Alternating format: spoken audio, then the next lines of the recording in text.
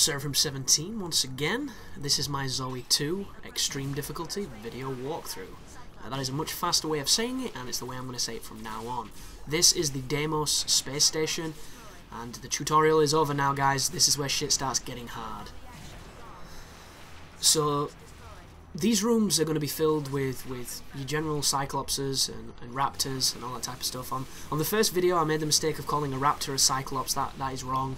Cyclopses are the boxers, the George Foreman guys, and Raptors are the standard crappy dudes that kind of look like they don't have a rib cage. And this room is going to combine those two enemies with the swarms of enemies, and you might not think the swarms make much of a difference, but they actually do, because the lock-on this game is absolutely frustrating at times, because it's not precise enough, and it doesn't help enough. It should have a priority system where, if anything is, humanoid, or anthropomorphic, like these guys, they are a bigger threat than the flying around pieces of metal that fire occasional phalanxes of bullets at you. But unfortunately the game doesn't have that, so the amount of times you'll be fighting with lock-on to get the guy you want can get you killed. And it has got me killed, and it got me killed in the hardest fight on this level, which is an utter bastard. So hopefully you won't have my issue, and there is a strategy that can help you not have that issue, but I didn't have the patience for it, but I'm going to explain that when it happens.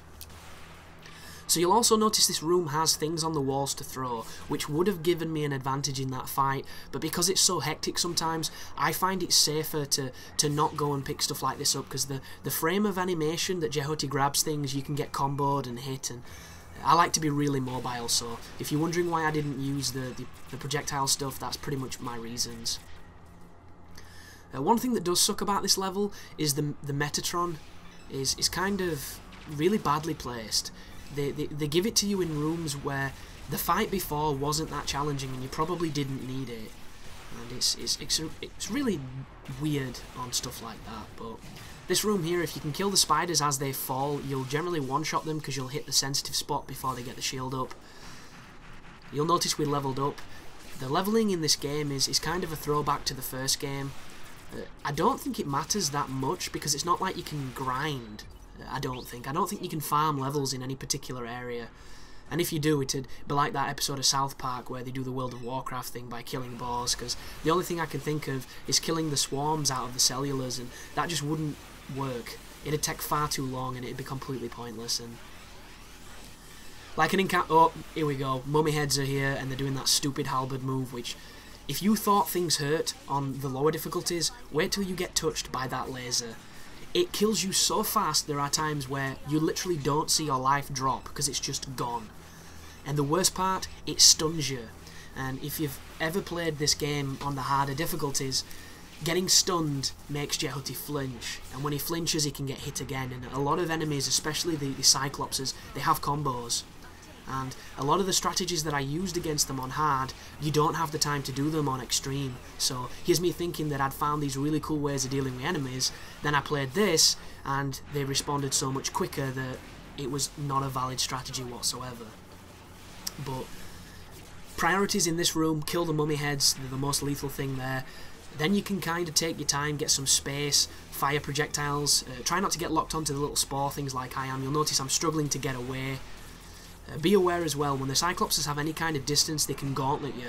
And gauntlet is, think of it like a Kamehameha, only it's not a wave of energy, it's just like a disturbance of air, and when it hits you, it knocks you back into the wall. That's it, just then, do you see it? It doesn't seem like much, but not only does it damage you, if you hit a wall, it does significantly more damage, and it's annoying, which is the worst thing, because you lose control. Once again, this environment does have things for you to grab on the walls to use to do extra damage, but as I previously explained, I don't really use too many of the grab opportunities because I'm too busy trying to be mobile, and it does take longer, but it's definitely safer.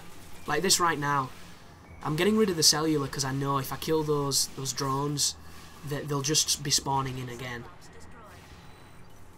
And one thing I have found is, when I first played this when I was younger, when it first came out, I thought the cellar things, which I'm going to call cellular because it looks like a cell in a body, and that's just a personal thing. I know it's wrong, you don't have to correct the pronunciation, but they don't seem to spawn enemies and by enemies I mean stuff like this, you know, things that can actually really kill you.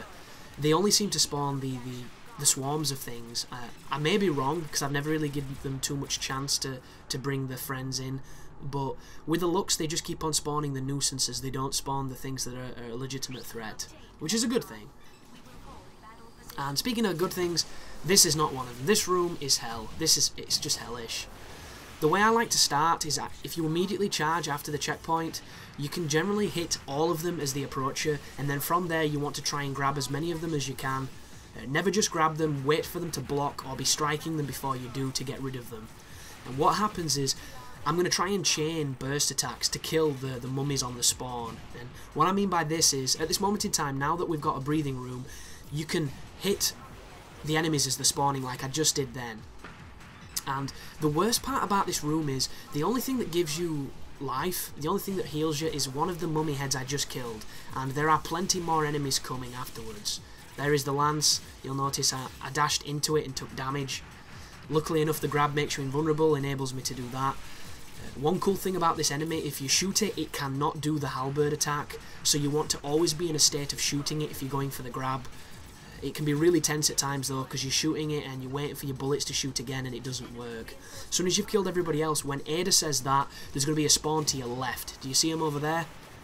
I'm not too sure if my attack hit anything, but if you can kill anything on that spawn, you're going to make this phase much easier, because this is where you're going to look at that. This is where you're going to die if it happens.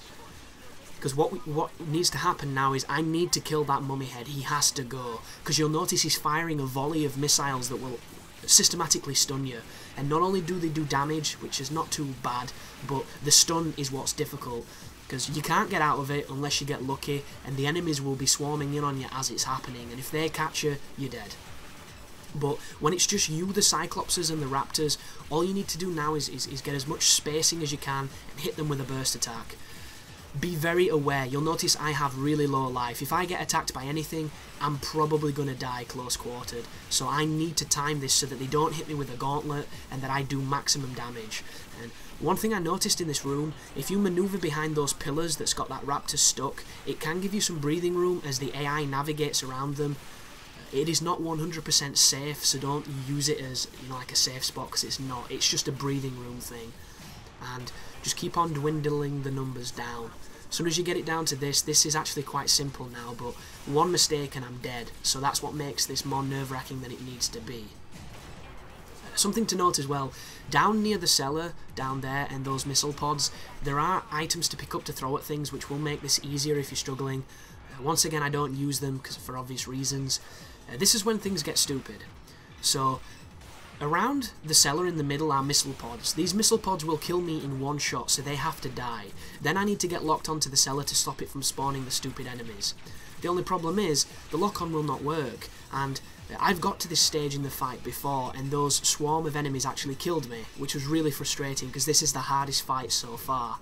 And if I go too close to the centre, these missile pods will kill me, because dodging their missile is a 50-50 chance sometimes when you're close, and all I'm trying to do now, guys, is lock onto that fucking cellar, and it will not do it. It keeps locking onto the stupid swarms, and I'm trying to go closer, I'm switching the lock, you'll notice, but it won't lock on. There's a missile that could have killed me, got really lucky then.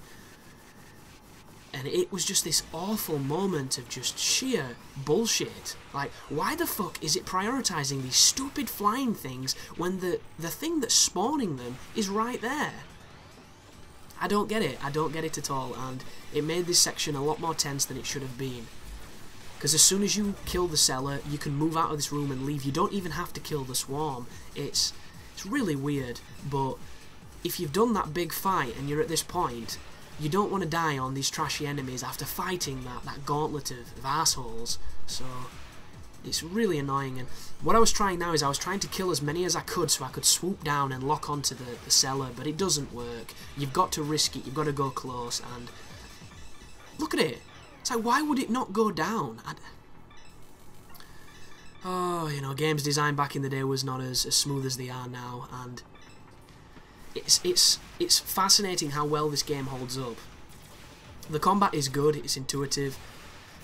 I do think if they bring out the third one, which they are making, they did do that, that little reveal, and I'm super stoked for whatever it's going to be. Now I've locked onto the cellar and we can actually end this shit. But one thing that needs to go is the context-sensitive attacks. They need a they need a button that does lasers. They need a button that does melee. As good as the system is, and as interesting as it was when it first came out, because nothing had really done this, it's not responsive enough. The amount of times when you're trying to do something very specific, or you're trying to evade from something and do the homing missiles, because your lock-on switched mid-dash and you went close to an enemy, he decided to start attacking it. It's just not... It's not precise enough. It really isn't. And I do think that they would definitely need to introduce a whole bunch of different elements to the game. Maybe an alternative combat button to give you a light and heavy attack to make the combat even deeper than it is.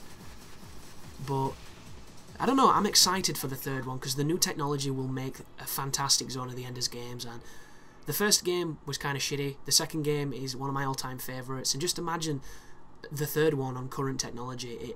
It would be so phenomenal to play. So visually fantastic.